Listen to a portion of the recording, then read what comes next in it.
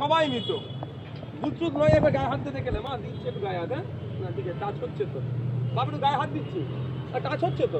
আমার নামে ফর্ম 7 কেউ যদি দেয়, আমি ভারতীয়, আমাকে মানে ভারতীয় নয় হিসাবে দেখে দেওয়ার জন্য তার বিরুদ্ধে ব্যবস্থা গ্রহণ হবে। সুতরাং তার জন্য আমি নট ইন্ডিয়ান সিটিজেন লিখে আমার কাছে নোটিশ কেউ দিতে পারে না। লিখে দেওয়া মানেই তাহলে হয়ে যাচ্ছে কি আমি ভারতীয় নয়। নির্বাচন কমিশনের কাজ কি? ভোটার লিস্ট তৈরি করা, নির্বাচন সুষ্ঠু করা, নাকি মানুষকে বিদেশি বানানো? হ্যাঁ ভাইরা, নির্বাচন কমিশনের কাজ কি মানুষকে বিদেশি বানানো? কোন মানুষ ভারতীয় আর কোন মানুষ ভারতীয় নয় এটা দেখার দায়িত্ব কি নির্বাচন কমিশনের?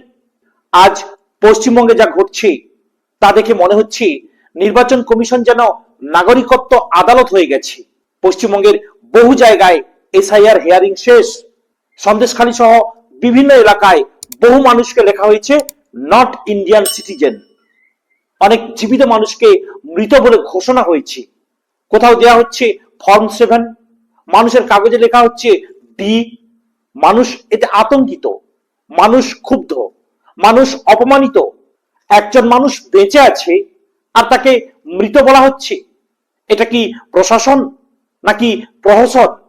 নির্বাচন কমিশনের এত ক্ষমতা কোথা থেকে এলো? এর তো নাগরিকত্ব নির্ধারণ করা কাজ নয়। নির্বাচন কমিশনের কাজ হলো প্রকৃত ভোটার চিহ্নিত করা, ভুয়ো ভোটার বাদ দেওয়া, সঠিক ভোটার লিস্ট তৈরি করা। কিন্তু কে ভারতীয় আর কে ভারতীয় নয় এটা নির্বাচন কমিশনের কাজ নয়।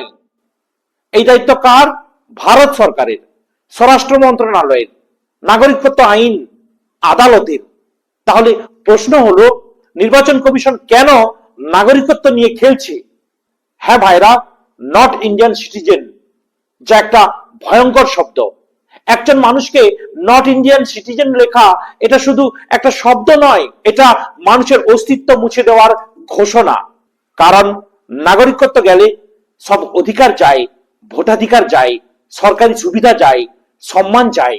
একজন ভারতীয়কে বিদেশি বানানো এটা কি নির্বাচন কমিশনের কাজ? না, এটা ক্ষমতার অপব্যবহার। হ্যাঁ ভাইরা, ক্ষমতা পেয়েছে বলে যা ইচ্ছে তাই করবে এটাই তো চলছে। আরে কেউ প্রতিবাদও করছে না।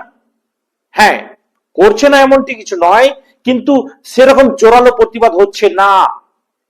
তাই তো জীবিত মানুষকে এরা মৃত বলে লিখে দিচ্ছে। এই মৃত লেখা প্রশাসনিক ভুল নাকি মানসিক নির্যাতন, যা কিনা প্রচুর ভয়ঙ্কর বিষয় ভাই। তারা জীবিত আছে আর বলে দিচ্ছে কিনা মৃত। একটা রাষ্ট্র কিভাবে জীবিত মানুষকে মৃত বানায়? এটা কি শুধু ভুল? না, এটা মানুষের আত্মসম্মানের উপর আঘাত। একজন মানুষ বেঁচে থাকতে রাষ্ট্র তাকে মৃত বলে, এর চেয়ে বড় অপমান আর কি হতে পারে? শুধু তাই নয়, কোথাও কোথাও আবার হিয়ারিং এর শেষে হিয়ারিং এর মধ্যে যে কাগজগুলো জমা নিচ্ছে সেই কাগজের মধ্যে ডি লিখে দিচ্ছে। এটা কি চলছে ভাই? ডির মানেটা কি? ডাউটফুল, ডাউটফুল সিটিজেন, নাকি ডাউটফুল আইডেন্টিটি, নাকি ডিসকোয়ালিফাইড? একটা অক্ষরে মানুষকে সন্দেহভাজন বানানো হচ্ছে। প্রশ্ন হলো কে দিল এই অধিকার? কোন আইনে আপনি পেয়েছেন? নির্বাচন কমিশন কি আদালত, নাকি পুলিশ, নাকি নাগরিকত্ব ট্রাইব্যুনাল? এই নির্বাচন কমিশনকে যে বা যারা চালাচ্ছে তারাও কিন্তু আইনের লঙ্ঘন করছে। যারা চালাচ্ছে তারাও লঙ্ঘন করছে, আর যে নির্বাচন কমিশন সেও লঙ্ঘন করছে। এর একটা জোরালো প্রতিবাদ চাই ভাই। মানুষকে কি আপনারা একেবারে কাঠের পুতুল ভেবে নিয়েছেন যে যেভাবে নাচাবো সেভাবেই নাচবে এরা? তবে হ্যাঁ, জোরালো কণ্ঠস্বর কিন্তু পাওয়া গেছে। নওশাদ সিদ্দিকী, হ্যাঁ ভাইরা, নওশাদ সিদ্দিকী কিন্তু তীব্র প্রতিবাদ জানিয়েছেন। তিনি বলেছেন জলজ্যান্ত মানুষকে মৃত বানানো হচ্ছে, এটা ভয়ঙ্কর প্রহসন। এই প্রতিবাদ শুধু একজন নেতার নয়, এই প্রতিবাদ সাধারণ মানুষের। কারণ আজ যদি তাদের সঙ্গে হয়, কাল আমাদের সঙ্গেও হবে। এটা শুধু মুসলিমদের সমস্যা নয়। অনেকে ভাবছেন এটা মুসলিমদের সমস্যা, আমরা কি করব? না ভাইরা, আজ হয়তো আমরা আছি, আমরা ভুগছি, আমরা নাচছি, আমাদেরকে নাচাচ্ছে, আমাদেরকে কষ্ট দিচ্ছে, কাল আপনাদেরও কষ্ট দেবে। আজ মুসলিম, কাল দরিদ্র হিন্দু, পরশু দলিত, তারপর আদিবাসী, শেষে কে থাকবে? যদি নাগরিকত্ব কাগজের উপর নির্ভর করে, তাহলে দরিদ্র মানুষ সবচেয়ে বেশি বিপদে পড়বে। গণতন্ত্রের সীমা এখানে কোথায়?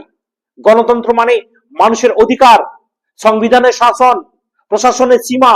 কিন্তু এখন দেখা যাচ্ছে নির্বাচন কমিশন নিজের সীমা ছাড়িয়ে যাচ্ছে। যে প্রতিষ্ঠান ভোটার লিস্ট বানাবে, সে প্রতিষ্ঠান নাগরিকত্ব নির্ধারণ করছে। এটা কি গণতন্ত্র নাকি ক্ষমতার দম্ভ? হ্যাঁ, ক্ষমতায় আছেন তাই না, বড় সাহেব হয়েছেন তাই না, আর সেই ক্ষমতার দম্ভ দেখাচ্ছেন তাই না। এক সময় এই দম্ভ কিন্তু আপনার শেষ হয়ে যাবে।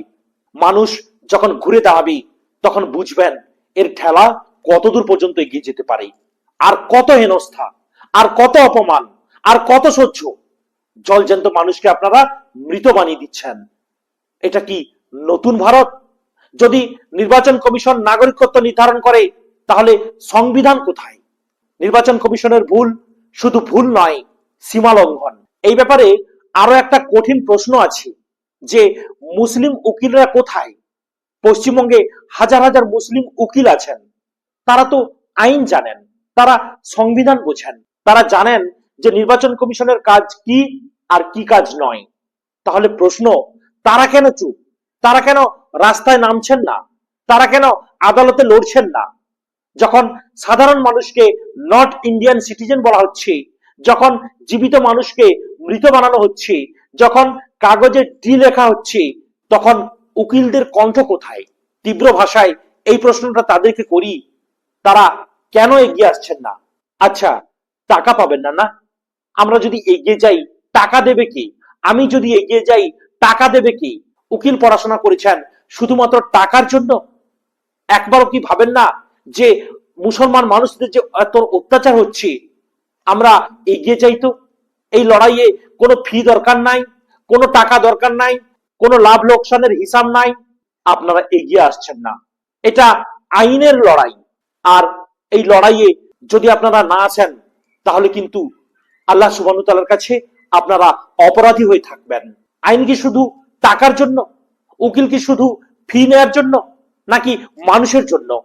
যদি মানুষের পাশে দাঁড়ানো না যায়, তাহলে আইন জানার মূল্য কি আপনার ভাই?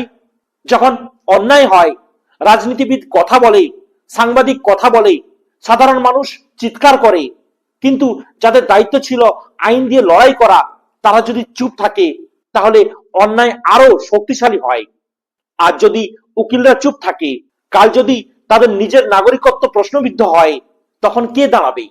যে সমাজে নির্বাচন কমিশন সীমা ছাড়িয়ে যায় আর উকিলরা চুপ থাকে, সে সমাজে অন্যায় থামে না, সে সমাজে অন্যায় রাজত্ব করে।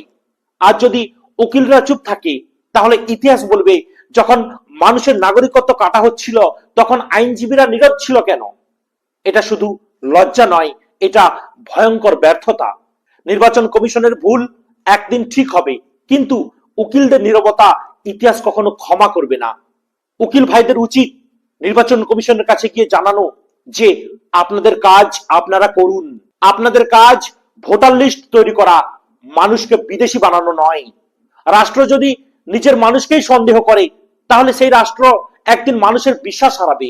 আজ যদি আমরা চুপ থাকি, কাল আমাদের নামেই লেখা হবে নট ইন্ডিয়ান সিটিজেন বা ডেড, মৃত। নির্বাচন কমিশন যদি নাগরিকত্ব নির্ধারণ করতে চায়, তাহলে ভারত আর গণতন্ত্র থাকে না, থাকে শুধু ভয়। ভিডিওটি বেশি বেশি করে শেয়ার করবেন এবং এই নির্বাচন কমিশনের উপরে আঙুল তুলবেন, প্রতিবাদ করবেন। আসসালামু আলাইকুম ওয়া রাহমাতুল্লাহি ওয়া বারাকাতুহু।